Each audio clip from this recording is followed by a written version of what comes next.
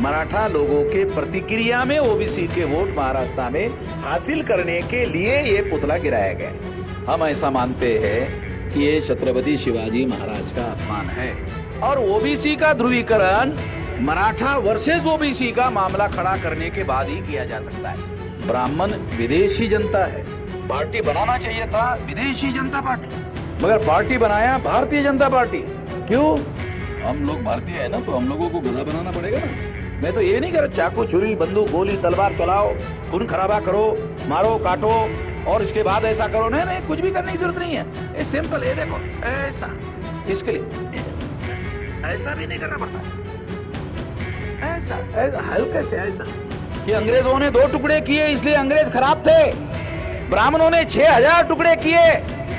ब्राह्मण अंग्रेजों के कंपैरिजन में 3000 गुना ज्यादा खराब है। तो मुझे ऐसा लगता है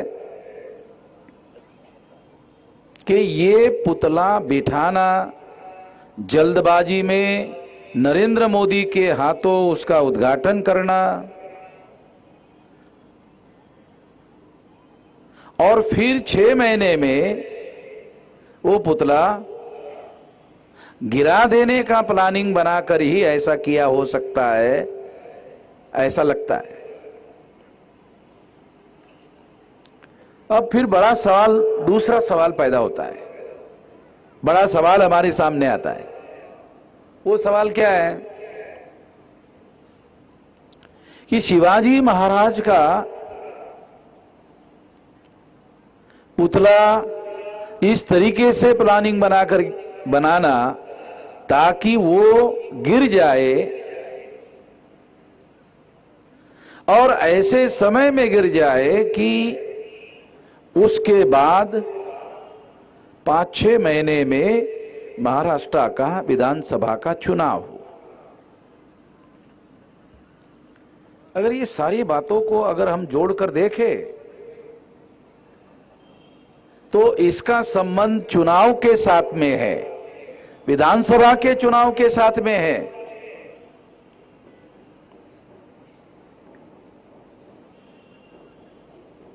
ऐसा निश्चित रूप से तर्क निकाला जा सकता है, तथ्य निकाला जा सकता है, लॉजिक निकाला जा सकता है। क्योंकि बीजेपी के लोग ऐसा मानकर चलते हैं कि मराठा समाज के जो लोग हैं वो तो हमारे बीजेपी को वोट देने वाले हैं नहीं। जब मराठा समाज के लोग बीजेपी को वोट देने वाले नहीं है तो उसके भावनाओं की कदर करने की क्या जरूरत है। मैं आप लोगों को कैलकुलेशन समझाने का प्रयास कर रहा हूं। आपको वो बात जो डिफिकल्ट है समझना, राजनीतिक बातें हैं, क्योंकि इसका संबंध चुनाव के साथ है। मराठा समाज के लोग भाजपा को वोट देने वाले नहीं है और अगर ये पुतला गिरा दिया जाता है, प्लानिंग बनाकर, योजना बनाकर गिरा दिया जाता है, तो महाराष्ट्र में मराठा समाज के लोगों की विरोध में प्रतिक्रिया होगी, रिएक्शन होगा। जिन्होंने प्लानिंग बनाया उनके दिमाग में सोच है कि इसकी रिएक्शन होगी। महाराष्ट्र में बड़े पैमाने पर रिएक्शन होगी, मराठा लोगों की रिएक्शन होगी। अगर मराठा लोगों की रिएक्शन होगी तो इसके विरोध में मराठा विरोधी ओबीसी की रिएक्शन होगी। भारतीय जनता पार्टी के लोगों ने ओबीसी के लिए कुछ किया तो है नहीं कि विधानसभा के चुनाव में ओबीसी के वोट करने के आधार पर उनको मिल सके। ऐसा कुछ काम तो किया नहीं। फिर अगर मराठा का भी वोट नहीं मिलता, ओबीसी का भी वोट नहीं मिलता, तो इस परिस्थिति में चुनाव कैसे जीता जाए।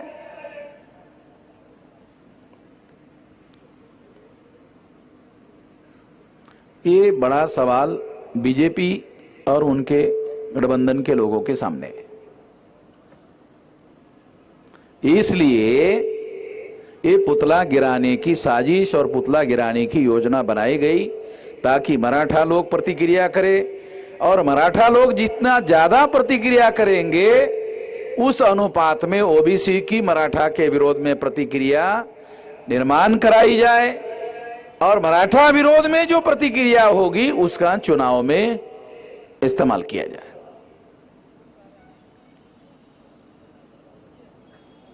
ऐसे स्थिति में ओबीसी के वोट हासिल किए जा सकते हैं, अन्यथा ओबीसी के वोट हासिल करने के लिए कुछ किया तो है नहीं, तो वोट मिलेंगे कैसे?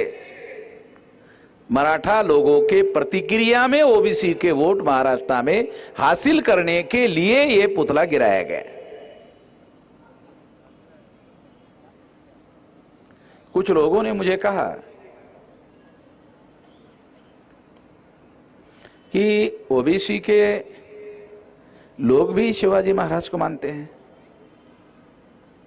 हाँ, मैंने कहा ये बराबर है, ओबीसी के लोग भी शिवाजी महाराज को मानते हैं, मगर राजनीति में मराठा विरुद्ध ओबीसी की प्रतिक्रिया निर्माण भी होती है, हुई है, ये भी है, ये भी परिस्थिति है। और अगर प्लान बनाकर, योजना बनाकर, जो राजनीतिक पार्टियां हैं वो योजना बनाकर अगर ऐसा करते हैं तो निश्चित रूप से उस तरह की प्रतिक्रिया करवाते हैं, क्योंकि वो जो प्रतिक्रिया करवाने वाले लोग हैं उनका समाज में संगठन भी है, उनका मीडिया पर प्रभाव भी है, वो जैसा चाहे उस तरह के हेडलाइन बनाते हैं, वो जैसा चाहे वैसी खबरें देते हैं ताकि दूसरे दिन जो है बड़े पैमाने पर प्रतिक्रिया निर्माण कर सके। छत्रपति शिवाजी महाराज का पुतला गिराया गया,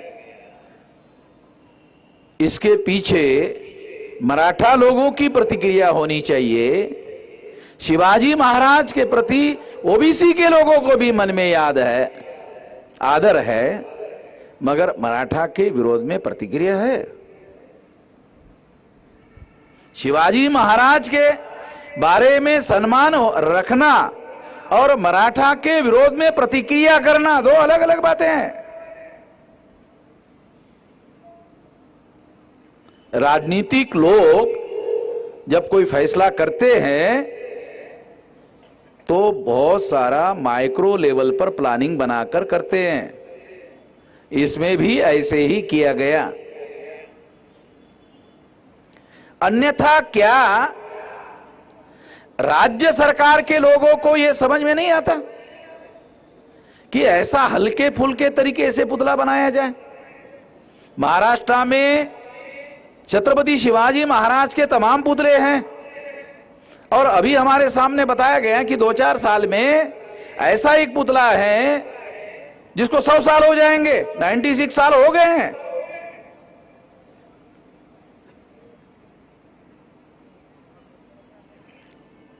कैलकुलेट करके चुनाव के पहले योजना बनाकर ये पुतला बनाया गया, जल्दबाजी में नरेंद्र मोदी के द्वारा उसका उद्घाटन करवाया गया।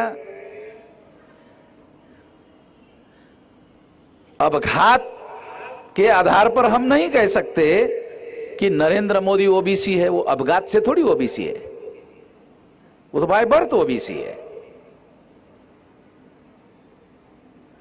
छत्रपति शिवाजी महाराज का पुतला और उसका उद्घाटन करने के लिए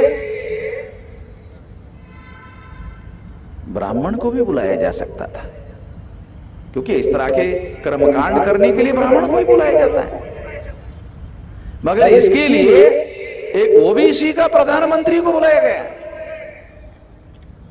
ओबीसी की प्रतिक्रिया के साथ इसका संबंध जोड़कर देखा जाए तो निश्चित रूप से एक कैलकुलेशन और ज्यादा समझ में आने के लिए सुटेबल होता है। तो मैं आप लोगों को ये सारी बातें समझाने का प्रयास करना। आप लोगों को और एक बात करके कि इन लोगों ने ऐसा प्लानिंग करने का एक और कारण है। वो कारण क्या है?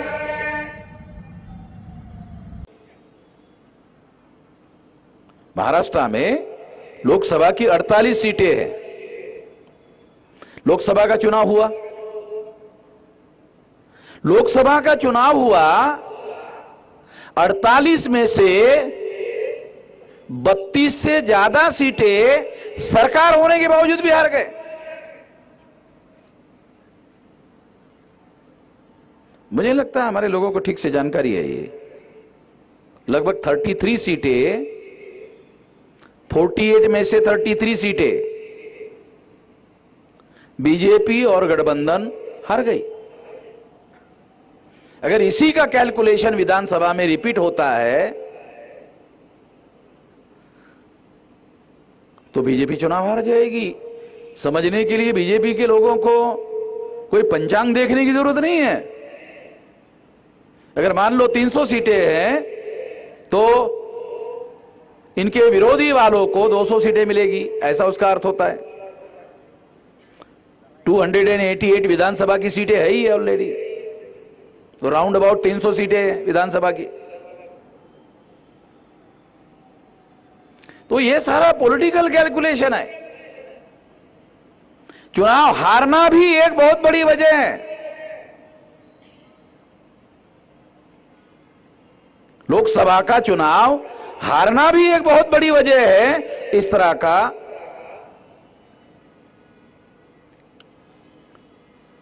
ये उदाहरण मैं आप लोगों को समझाने के लिए दे रहा हूं ताकि बातें आप लोगों को समझ में आ जाए।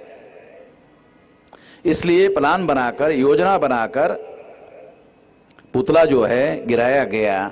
ये गिरा, इस बात पर मेरा यकीन नहीं है।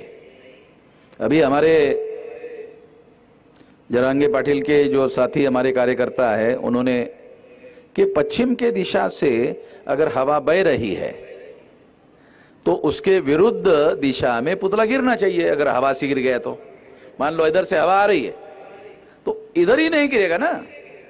एक वैज्ञानिक कारण, बहुत बहुत बहुत बहुत इंपॉर्टेंट बात आपने कहा कि मान लो इधर से हवा आ रही है तो पुतला ए साइड में नहीं गिरेगा, ए साइड में गिरेगा।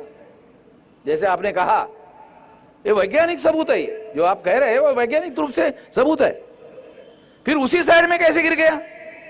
जिस साइड से हवा आ रही उसी साइड में गिर गया।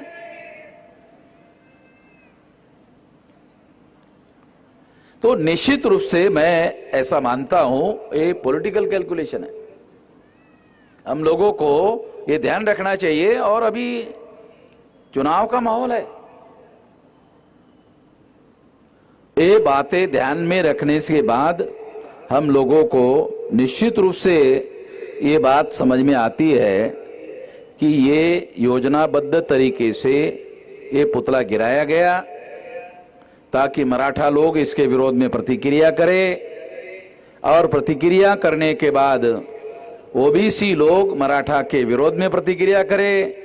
इस प्रतिक्रिया को संगठन के लेवल पर कंसोलिडेट किया जाए और मासेस के लेवल पर कंसोलिडेट करने के लिए मीडिया का इस्तेमाल किया जाए। ये सारी योजना बनाकर, प्लान बनाकर ये पुतला गिराया गया।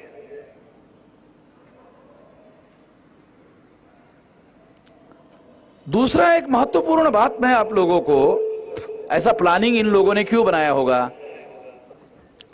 शिवसेना, राष्ट्रवादी कांग्रेस, राष्ट्रीय कांग्रेस,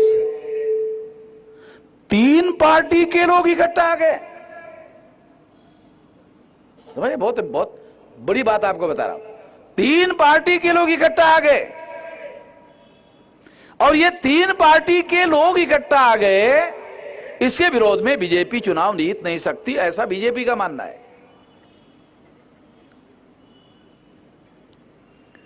तो बीजेपी के जो लोग हैं वो चुपचाप बैठ जाएंगे और चुनाव के पहले ही हार मान जाएंगे, ऐसा तो नहीं हो सकता। इसलिए उन्होंने, एक कहावत भी है, मरता क्या नहीं करता मरता क्या नहीं करता। तो ये चुनाव हार ही रहे हैं।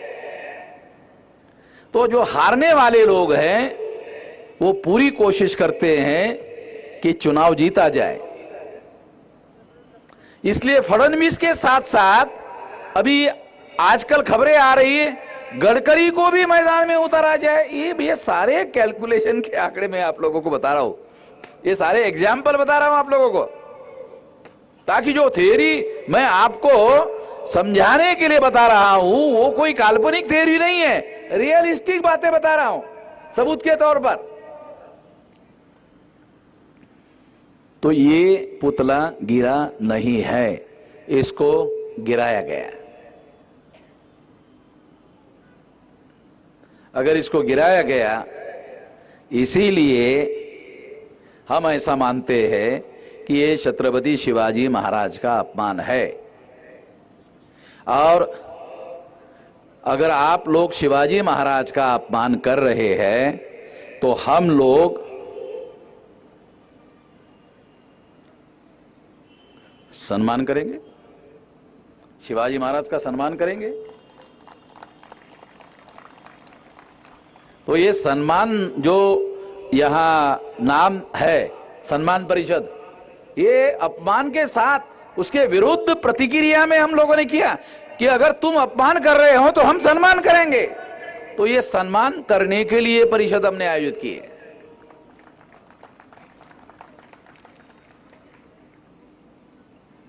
एक और बात आप लोगों को, क्योंकि बहुत सारी बातें हैं जिससे ये बात प्रमाणित की जा सकती है।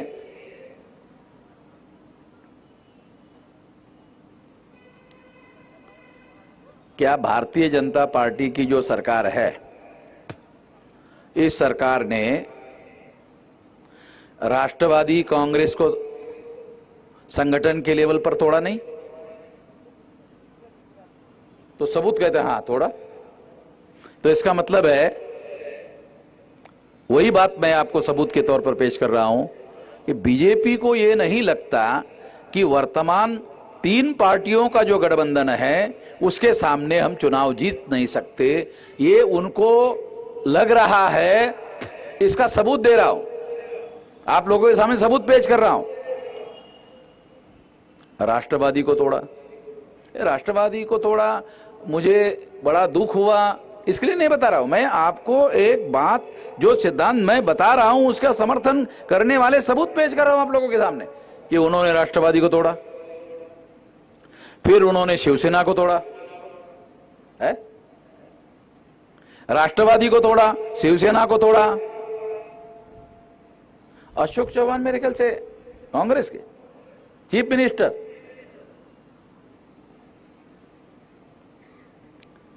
ये कांग्रेस के जो लोग हैं वो ऐसा मानते थे कि शंकरराव चौहान के जो लोग हैं वो निष्ठावंत वाली जो थ्योरी है, निष्ठावंत थ्योरी में वो लोग आते हैं।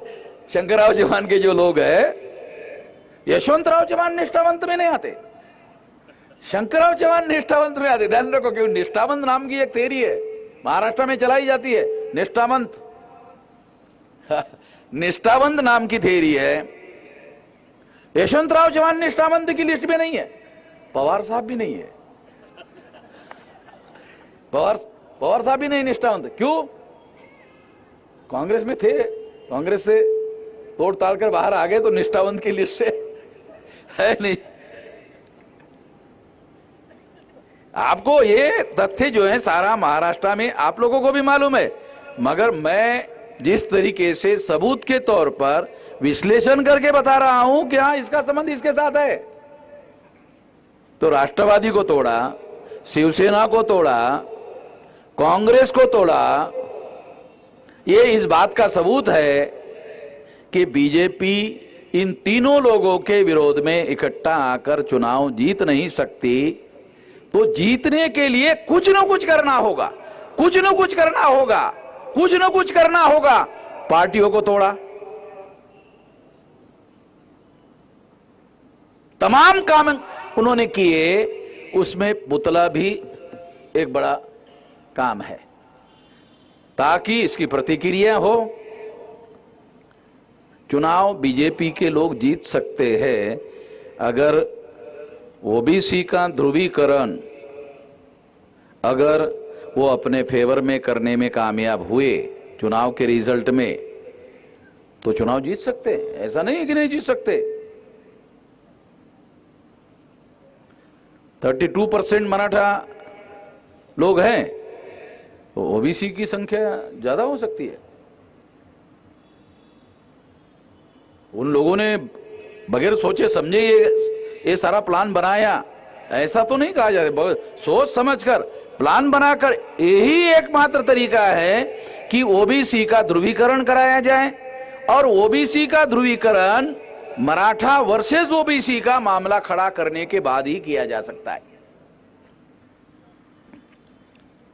तो ये योजनाबद्ध तरीके से ऐसा किया गया है, ऐसा मेरा मानना है, और इसका संबंध चुनाव के साथ जुड़ा हुआ है। इसलिए हमें ये चुनाव की बातों को सही तरीके से समझना बहुत ज्यादा जरूरी है। इसलिए ये बातें मैं आप लोगों को समझा रहा हूं। इसमें एक मुद्दा हिंदू मुसलमान वाला भी है।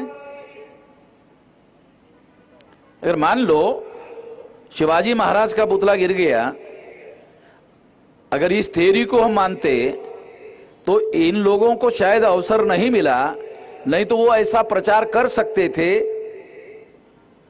मुसलमान ने गिराया,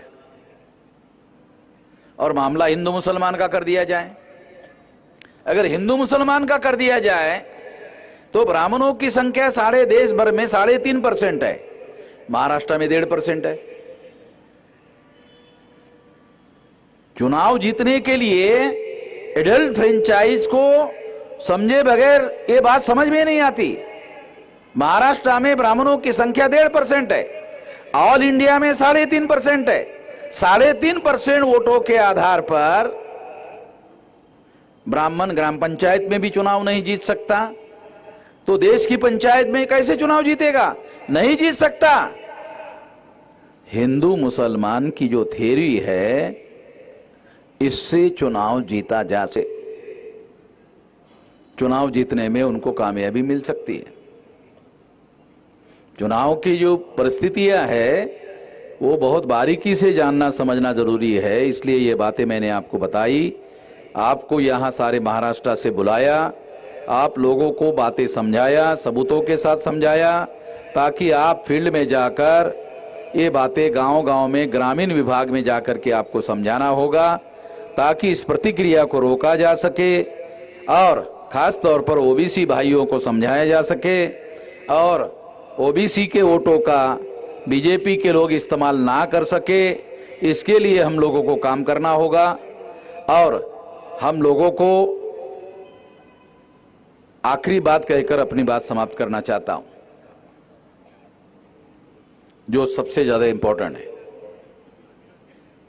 1885 को कांग्रेस की स्थापना चटर्जी, मुखर्जी, बनर्जी, गोखले, तिलक, आगरकर नाम के ब्राह्मणों ने की। तो कांग्रेस ब्राह्मणों का संगठन है। उन्होंने आजादी का आंदोलन अंग्रेजों के विरोध में चलाया, अंग्रेज लोग चले गए, और अंग्रेज जाने के बाद ट्रांसफर ऑफ पावर ब्राह्मण को हुआ, और ब्राह्मणों ने ब्राह्मणों का प्रधानमंत्री बनाया पंडित जवाहरलाल नेहरू। इसके विरोध में ब्राह्मणों ने दूसरी पार्टी बनाई, भारतीय जनता पार्टी। ब्राह्मण विदेशी जनता है, मगर पार्टी बनाया भारतीय जनता पार्टी। पार्टी बनाना चाहिए था विदेशी जनता पार्टी, मगर पार्टी बनाया भारतीय जनता पार्टी। क्यों? हम लोग भारतीय हैं ना, तो हम लोगों को गधा बनाना पड़ेगा ना। हम लोगों को गधा बनाए बगैर, हम लोगों के वोटों का इस्तेमाल किए बगैर तो वो सफल नहीं हो सकते। तो भारतीय जनता पार्टी भी ब्राह्मणों की पार्टी है। किसने स्थापित की? आरएसएस ने। आरएसएस किसके संगठन है? ब्राह्मणों का संगठन है। और आरएसएस का द्वारा जनसंघ बनाया गया। जनसंघ का नाम परिवर्तन करके पंडित अटल बिहारी वाजपेयी ने भारतीय जनता पार्टी बनाई, और उसका पहला संस्थापक अध्यक्ष पंडित अटल बिहारी वाजपेयी। तो इसका मतलब है कांग्रेस और बीजेपी, बीजेपी और कांग्रेस, ये दोनों पार्टियां ब्राह्मणों की पार्टियां है। तो हमारे महापुरुषों ने आप लोगों को, हर 21 साल के व्यक्ति को, और आज 18 साल के व्यक्ति को वोट का अधिकार के लिए लंबा आंदोलन, लंबा संघर्ष करके ये अधिकार हासिल किया। तो ये ब्राह्मणों का राज भारत में प्रस्तापित करने के लिए आप वोट के अधिकार का उपयोग करो, ऐसा हमारे महापुरुषों का कहना नहीं है। तो आपको अपना विकल्प खड़ा करना होगा। अगर आप अपनी सामाजिक, आर्थिक, धार्मिक, राजनीतिक प्रगति करना चाहते हो तो आपका भविष्य ब्राह्मणों के पार्टी के नियंत्रण में देकर आप अपना भविष्य सुधार नहीं सकते, आप अपना विकास नहीं कर सकते, आप अपनी तरक्की नहीं कर सकते, आप आगे नहीं बढ़ सकते। और सबसे बड़ी बात, ब्राह्मणों से जब तक आप इस देश को मुक्त नहीं करोगे, आप स्वतंत्र नहीं हो सकते। कांग्रेस जाती है तो बीजेपी आती है, बीजेपी जाती है तो कांग्रेस आती है। इसका मतलब है ब्राह्मणों का राज परमानेंट हो गया। चुनाव हर 5 साल में होता है और हर 5 साल के बाद हमको अवसर मिलता है बदलने का, और हम बदलने का काम करते भी है। कांग्रेस के विरोध में बीजेपी को बदलते हैं, बीजेपी के विरोध में कांग्रेस को बदलते हैं। ये तो कोई बदलाव है नहीं। ब्राह्मण की जगह ब्राह्मण आ जाता है, बीजेपी ब्राह्मण का नाम है, कांग्रेस ब्राह्मण का नाम है, ब्राह्मण की जगह ब्राह्मण आ जाता है। तो ये बदलाव कहां है?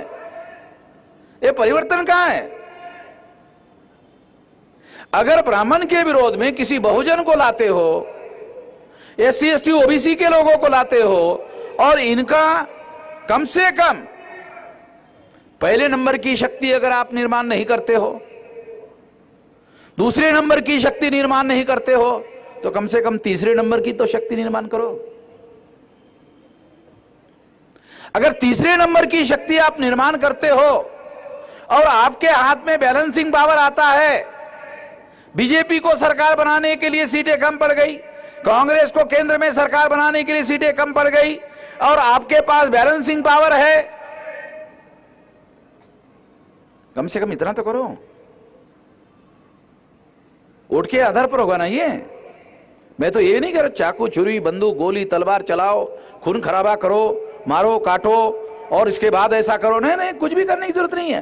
ये सिंपल है, देखो ऐसा, इसके लिए ऐसा भी नहीं करना पड़ता, ऐसा हल्के से ऐसा, यानी जोर लगाने की भी जरूरत नहीं है।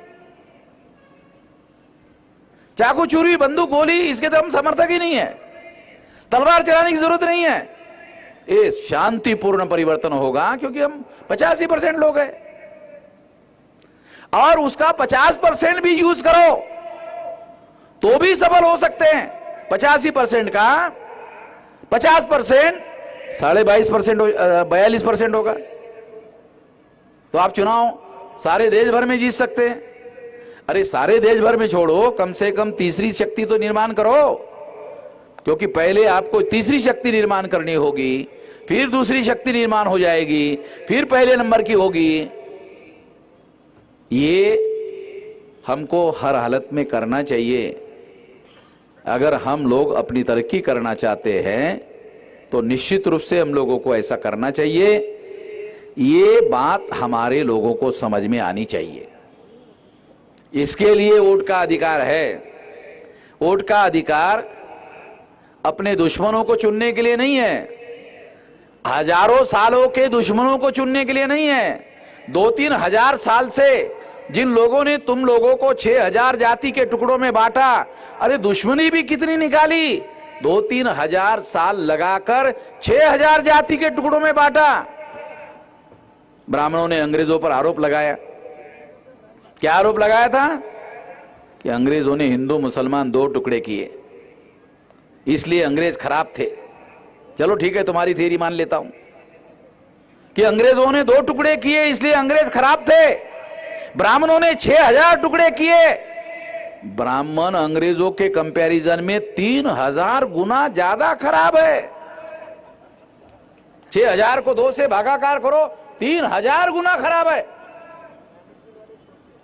तो खराबी का तो ध्यान रखो, है? खराबी का तो कैलकुलेशन करो। और ये खराबी हमारे विरोध में साजिश के तौर पर वो लोग कर रहे हैं, इसको हम लोगों को ध्यान रखना चाहिए। मैं ये नहीं कह रहा हूं कि तलवार उठाओ, मारो, काटो, मैं इसके बिल्कुल भी समर्थन में नहीं हूं। हम लोग शांतिपूर्ण परिवर्तन का जो संविधान ने सिद्धांत माना हुआ है, हम उसके समर्थन में हैं। उसके लिए 18 साल 3-4 महीने की मेरी उम्र थी, तब से राष्ट्रीय स्तर का 32 राज्यों में 625 जिलों में संगठन बनाया। अभी मेरी उम्र 67 साल की है। इतना 50 साल, इतना लंबा समय लगाकर इतना बड़ा संगठन, विशाल संगठन बनाया। हम इस संगठन के बल पर हम लोग इस देश में बड़ा परिवर्तन करने लायक हो गए हैं। इसके आधार पर हम लोगों को यह करना चाहिए। मैं आशा करता हूं कि ऐसा करने के बारे में आपको जो हमारे पास संगठित शक्ति है उसका उपयोग और प्रयोग करोगे। आपने मेरी बात ध्यान से सुनी, इसके लिए आभार, धन्यवाद।